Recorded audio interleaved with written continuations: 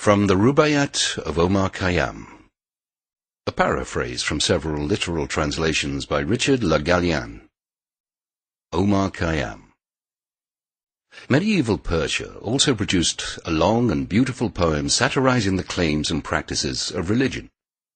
Though Omar Khayyam, 1048 to 1131, is best remembered for his warm recommendations of wine, women, and song, preferences that would land him in trouble in today's Iran as well, he was actually a very serious astronomer and mathematician, who made many contributions to algebra, helped refine the calendar, and may have been an early proponent of the idea that the Earth revolved around the sun.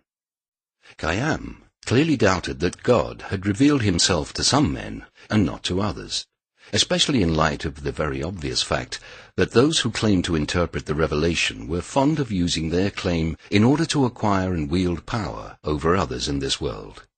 He was not the first to notice this aspect of religion, but he was among the wittiest. The most celebrated translation of his immortal Rubaiyat into English was done by Edward Fitzgerald, but the verses as rendered by Richard Le Gallienne are sometimes better at conveying the pungency that underlines the ironic charm of these quatrains. The bird of life is singing on the bough, his two eternal notes of I and thou.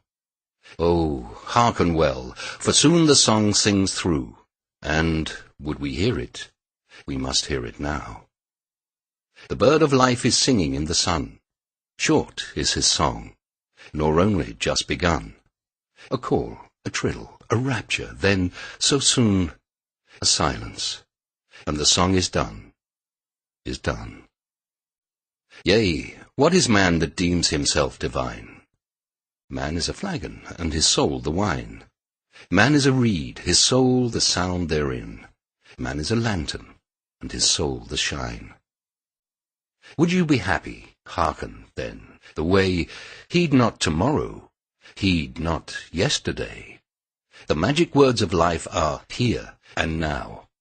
O fools, that after some tomorrow stray. Were I a sultan, say what greater bliss were mine to summon to my side than this.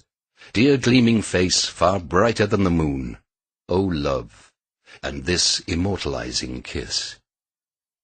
To all of us the thought of heaven is dear. Why not be sure of it and make it here? No doubt there is a heaven yonder, too, but 'tis so far away, and you are near. Men talk of heaven. There is no heaven but here. Men talk of hell. There is no hell but here. Men of hereafters talk, and future lives. O love, there is no other life but here. Gay little moon, that hath not understood, she claps her hands and calls the red wine good.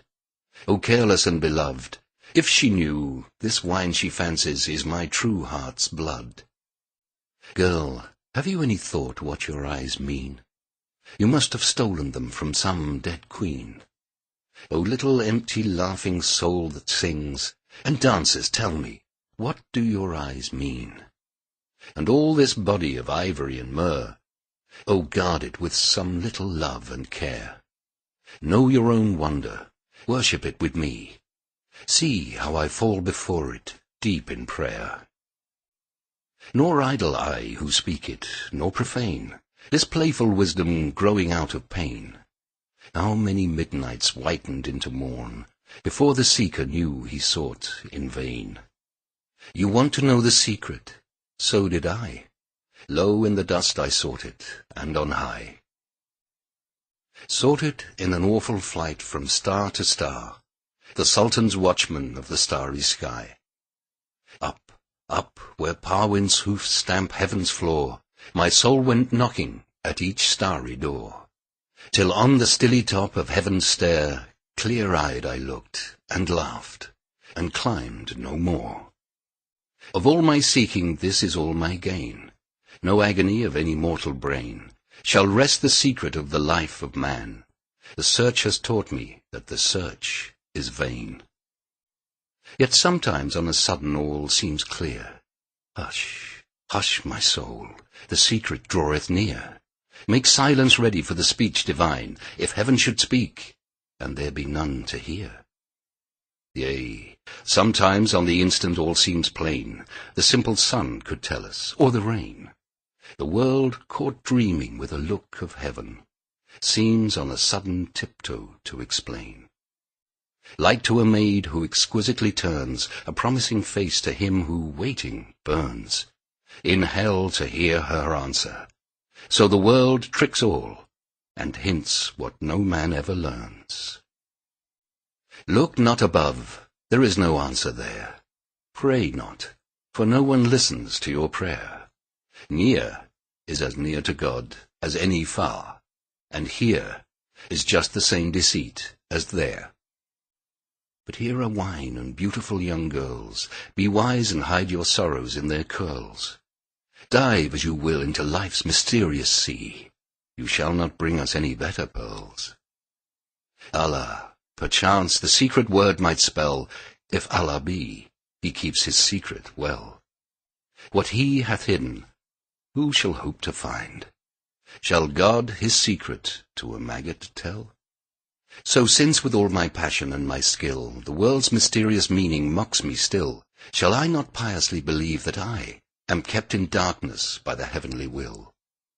How sad to be a woman, not to know aught of the glory of this breast of snow, all unconcerned to comb this mighty hair, to be a woman and yet never know.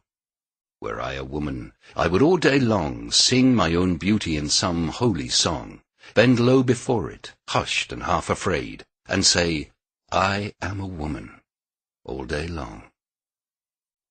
The Koran. Well, come, put me to the test, lovely old book in hideous error dressed. Believe me, I can quote the Koran too. The unbeliever knows his Koran best.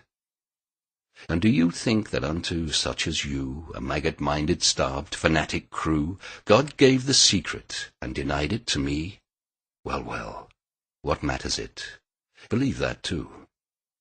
Old Khayyam, say you, is a debauchee. If only you were half so good as he.